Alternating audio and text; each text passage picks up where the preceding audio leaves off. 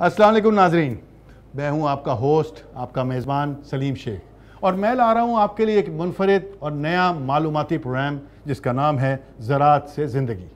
जैसा कि नाम से ज़ाहिर है कि इस प्रोग्राम में ज़राअत पे बात होगी, फसलों की बेहतरी पे बात होगी और जदीद टेक्नोलॉजी के इस्तेमाल का तरीका और उसके फ़वाइद बताए जाएंगे।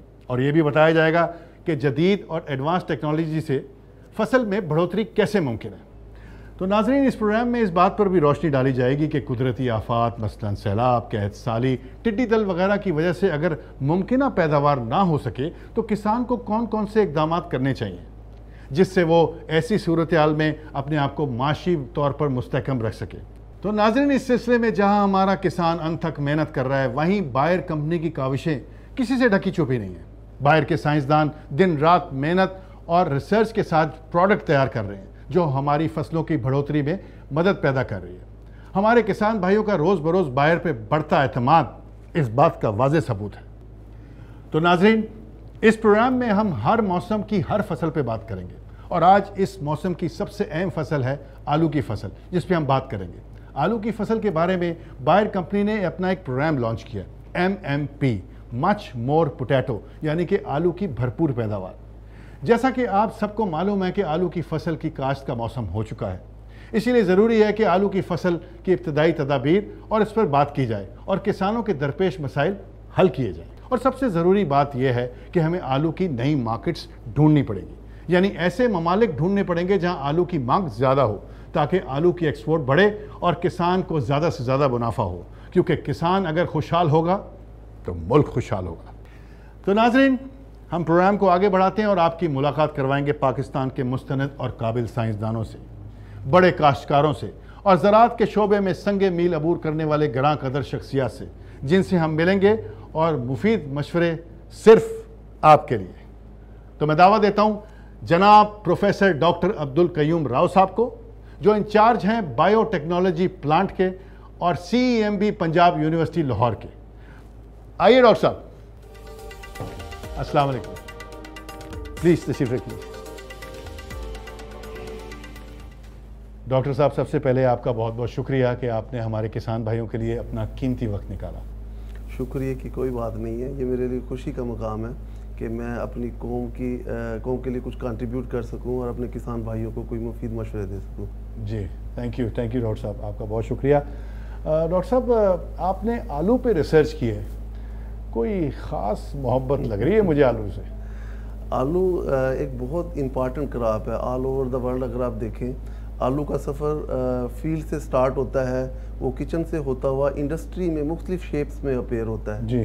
तो इसके अलावा जानते हैं आपके आलू के जो मेन सोर्स ऑफ स्टार्च है, हम आलू से बहुत ज़्यादा स्टार्च हासिल करते हैं। इसके अलावा 30% विटामिन C जो है हम आलू से हासिल कर रहे होते हैं। इसके अलावा 10% विटामिन B हम आलू से हासिल कर रहे होते हैं। इसके अलावा मेरे ख्याल में जो किचन की जीनत है आलू के, वो हर किस्म, हर हांडी के अंदर आप आलू इस्तेमाल करते हैं। बिल्कुल, जैसे आलू गोश्त मुझे पसंद है। यस, एग्जैक्टली जी जी।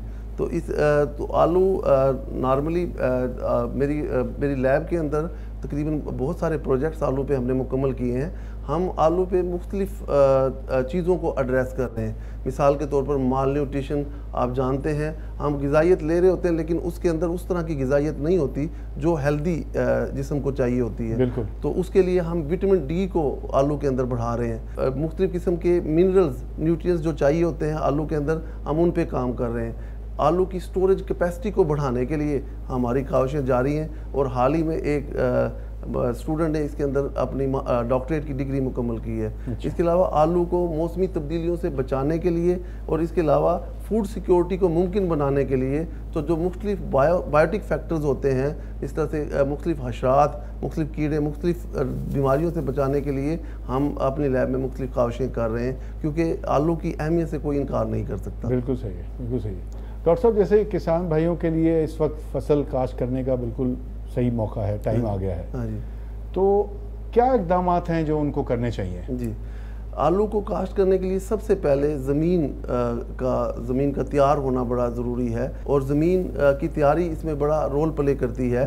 कलट्ठी ज़मीन के अलावा किसी भी ज़मीन पर आलू को काश्त किया जा सकता है और ज़मीन को तैयार करने के लिए हल चलाया जाता है। इसके अंदर एक तो ज़मीन को पलटने वाला हल और 3 बार दूसरा नॉर्मल हल चला के ज़मीन को हमवार किया जाता है। और उसके बावजूद भी अगर उसके अंदर ढीले रह जाएं तो उसको हमवार करने के लिए रूटिवेटर का इस्तेमाल किया जाता है। डॉक्टर साहब बिल्कुल सही कह रहे हैं, इसमें मेरी भी मालूमात में इजाफा हो रहा है।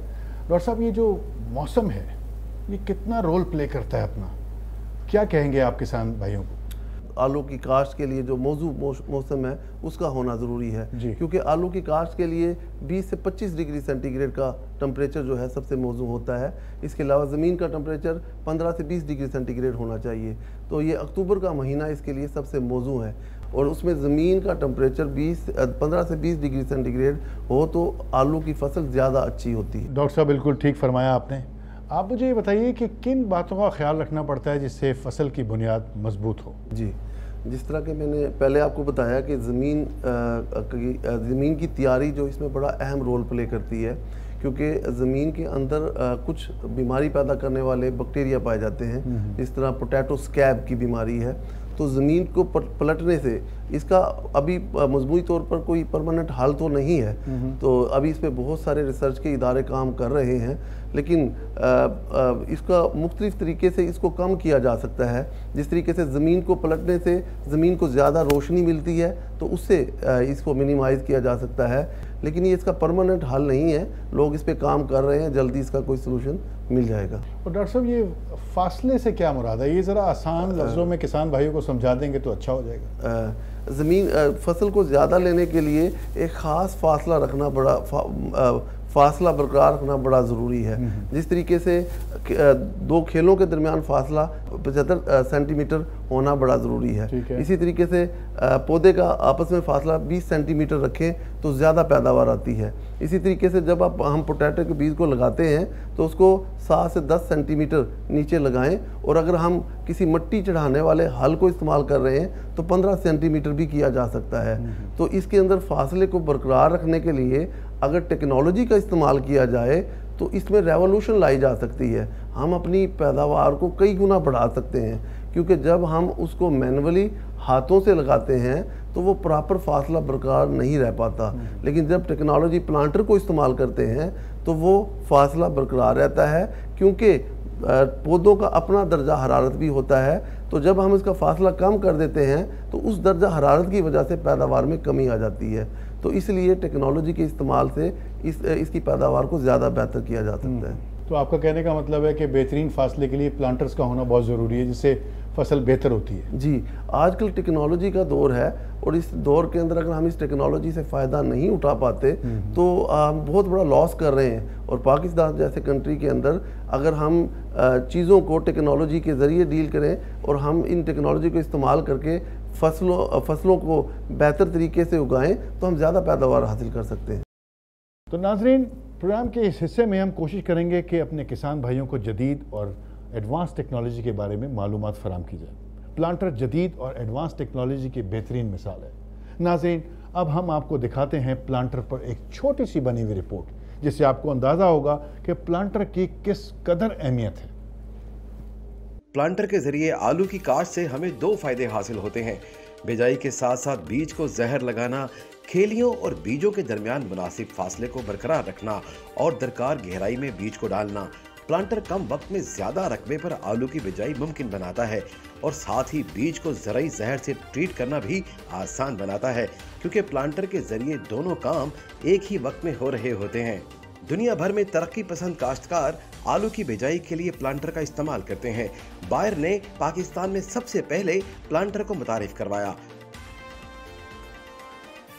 बायर ही वो पहली कंपनी है जिसने प्लांटर के जरिए काश्तकार को सीड ट्रीटमेंट का तरीका बताया, ताकि तरक्की की इस दौड़ में पाकिस्तान का काश्तकार किसी से पीछे न रह जाए। तो किसान भाइयों, ये बात ज़हन नशीन कर लें कि जब तक हम जदीद और एडवांस टेक्नोलॉजी का इस्तेमाल नहीं करेंगे, फसल में बढ़ोतरी मुमकिन नहीं है। अपने पुराने और फरसुदा काश्तकारी के तरीकों को छोड़कर अब ज़रूरत है जदीद और एडवांस टेक्नोलॉजी की। पाकिस्तान में आलू की पैदावार औसतन 20 टन फी हेक्टर है और जदीद और एडवांस टेक्नोलॉजी के इस्तेमाल के बाद बआसानी से ये पैदावार 30 टन फी हेक्टर बढ़ाई जा सकती है। तो जी डॉक्टर साहब, ज़मीन की तैयारी के बारे में तो आपने भरपूर मालूमात दे दी। अब ज़रा आगे बढ़ते हैं, बीज की बात करते हैं। बीज कैसा होना चाहिए, बीज की ख़रीदारी में किन किन बातों का ख्याल रखना बहुत ज़रूरी है, आप इस पे ज़रा रोशनी डालिए। जब भी हमने पोटैटो को लगाना है, आलू को काश्त करना है, तो हमें बीमारियों से पाक बीज इस्तेमाल करना चाहिए, सेहतमंद बीज का इस्तेमाल करना चाहिए और एक ही साइज़ के, दरमियाने साइज़ के पोटैटो को बीज के तौर पर इस्तेमाल करना चाहिए। अब बीमारियों से पाक से मुराद ये है कि पोटैटो की इब्तदाई बीमारी जो है राइज़ोक्टोनिया है।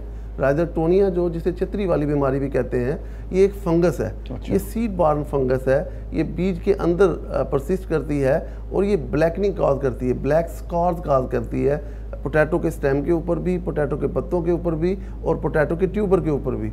और ये पूरी की पूरी फसल को तबाह कर देती है और ये एक पोटैटो से दूसरे पोटैटो में बड़ी तेज़ी के साथ फैलती है। अच्छा, तो इसलिए जब भी हम पोटैटो लगाते हैं तो पहले सीड को ट्रीट करते हैं किसी केमिकल से, किसी जहर से, ताकि इसको कंट्रोल किया जा सके और इसकी पैदावार ज़्यादा ली जा सके, ताकि फंगस ना लग सके। दुनिया के अंदर इस वक्त सीड का बड़ा सोर्स जो है वो हॉलैंड है और पाकिस्तान में मैक्सिमम बीज जो है वो हॉलैंड से हासिल किया जाता है, क्योंकि हॉलैंड ने इस बीज के अंदर वैरायटीज़ के ऊपर बहुत ज़्यादा काम किया है।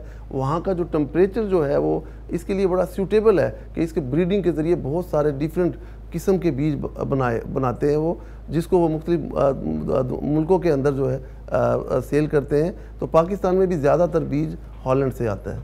तो नाज़रीन, आपको अंदाज़ा हो गया होगा कि फ़सल की हिफाजत किस तरह करनी पड़ती है। हमारे किसान न दिन देखते हैं, न रात, न सर्दी देखते हैं, न गर्मी, बस अपने काम में जते रहते हैं। तो डॉक्टर साहब ने अपने मुफीद मशवरों से इस प्रोग्राम को एक मुस्तनद और डॉक्यूमेंट शक्ल दी है और यकीनन ये प्रोग्राम किसानों के लिए एक असासा साबित होगा। थैंक यू डॉक्टर साहब, आपका बहुत बहुत शुक्रिया कि आपने अपना कीमती वक्त दिया हमारे इस प्रोग्राम के लिए और आपकी अच्छी बातें और मुफीद मशवरे हमें मिले और हमारे किसान भाई भी आपके मशवरों से मज़ीद फ़ायदा उठाएंगे। थैंक यू डॉक्टर साहब। जी तो नाजरीन, जैसे कि डॉक्टर साहब ने बताया कि राइज़ोक्टोनिया खतरनाक बीमारी है जिससे आपकी फसल मुतासिर हो सकती है। इसको जहर लगाकर ट्रीट करना होगा और बायर के साइंसदानों ने दिन रात काविशों के बाद एक ख़ास प्रोडक्ट तैयार की है जिसका नाम है अमेस्टो, जो इस बीमारी पर मौसर कंट्रोल रखती है, जिससे फसल महफूज रहती है और किसान मुतमईन रहता है। तो आइए चलते हैं बायर के नुमाइंदे की तरफ और देखते हैं अमेस्टो पे एक मुस्तनद और जामे रिपोर्ट।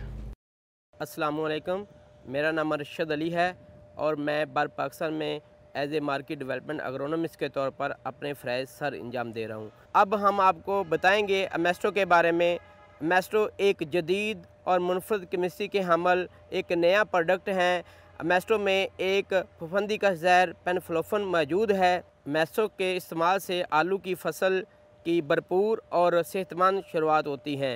अमेस्टो के इस्तेमाल से राइज़ोक्टोनिया के ख़िलाफ़ बेहतरीन कंट्रोल हासिल होता है। इस तरह आलू की फसल बीमारी से पाक और चमकदार पैदावार और राशन के साइज़ के आलू ज़्यादा हासिल होते हैं। अब हम आपको बताएंगे इसके तरीका इस्तेमाल के बारे में। अमेस्टो आलू की फसल पर दो तरीक़ों से इस्तेमाल की जा सकती हैं, बजरिया प्लास्टिक शीट और बजरिया प्लांटर। एक बोरी आलू के बीज जमीन पर फैला दें। 100 किलो बीज के लिए 1 लीटर पानी 10 मिलीलीटर अमेस्टो मिलाकर महलूल बनाएं। स्प्रे मशीन से बीज वाले आलुओं पर अमेस्टो स्प्रे करें, फिर बीजों को अच्छी तरह हिला लें। अब दोबारा बीज पर अमेस्टो का स्प्रे करें, दोबारा हिलाएं ताकि अमेस्टो आलू के बीज पर अच्छी तरह लग जाए। जब अमेस्टो बीज पर खुश्क हो जाए तो काश्त करें। 10 मिलीलीटर फी 100 किलो बीज के लिए महलूल बनाएं और प्लांटर में डालकर काश्त करें। इस तरीके पर अमल करते हुए जरूरत के मुताबिक बकिया मांदा बीज पर अमेस्टो लगाएं और काश्त करें। पैदावार में इजाफा और मुनाफा भी ज़्यादा। अब चलते हैं स्टूडियो की तरफ। तो मैं अपने किसान भाइयों से कहूँगा कि अमेस्टो पे भरोसा करें और पैदावार में भरपूर इजाफा करें और ज़्यादा से ज़्यादा मुनाफा कमाएं। मुझे यकीन है कि आपको अमेस्टो का इस्तेमाल समझ में आ गया होगा। उसकी एहतियाती तदाबीर पे आपने ज़रूर अमल करना है। अगर आपको कोई बात समझ में नहीं आती तो करीबी बायर के किसी भी एग्री सोल्यूशन शॉप पे जाकर मालूमात हासिल कर सकते हैं। तो नाजरीन, बायर का special programme MMP much more potato यानी आलू की भरपूर पैदावार खातिर खा कामयाबी हासिल कर रहा है और आलू की फसल कम वक्त में फी एकड़ ज़्यादा पैदावार हासिल करने की सलाहियत रखती है। 1947 में आलू की पैदावार तकरीबन 24,000 मेट्रिक टन थी, जो बढ़ते बढ़ते तकरीबन 40 लाख मेट्रिक टन तक पहुंच गई है। यानी इसमें 160% इजाफा हुआ है। हम बायर कंपनी के बहुत शुक्रगुजार हैं जिन्होंने एक ऐसा प्लेटफॉर्म मुहैया किया जिसमें हम फसलों की बढ़ोतरी की बात कर सकते हैं, जदीद टेक्नोलॉजी के इस्तेमाल को फ़रोग दे सकते हैं और किसानों को भरपूर आगाही फराहम कर सकते हैं। तो नाजरीन, एक अच्छे मुस्तकबिल की उम्मीद के साथ अब हमें इजाज़त दीजिए। अगले प्रोग्राम में फिर मुलाकात होगी। तब तक के लिए अल्लाह हाफिज़। पाकिस्तान जिंदाबाद।